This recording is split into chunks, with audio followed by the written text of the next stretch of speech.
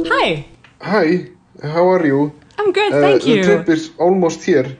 I know. So I thought we could go over what we could do. Yeah, I'm so excited. When you land, you're probably hungry. And a friend of mine called Hjalti, he is actually like married to my friend's cousin. Oh, that's nice. And so I know them. Hjalti has Two Guys burgers and they're really good. If you want to check out the tattoo shop, there is one there very close by. The one of the artists, her mom and I were like in the same avalanche many years ago. Oh, so and I'm she is so sorry. actually like related to my mom. Then we could call maybe Gummi.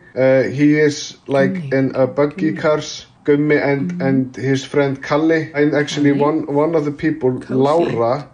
Laura, her sister Helga, Her sister. she is great.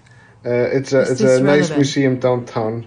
And there's a coffee place also. The owner, Ragnheiður, she also has a husband. And he is actually best friends with Gummi and Kalle. When like the hotel going to be staying at, one of the owners, Hulda and Guðbjörg and Einar, they are very friendly. They're friend of mine as well. I know them. You- So Just know everyone. yeah.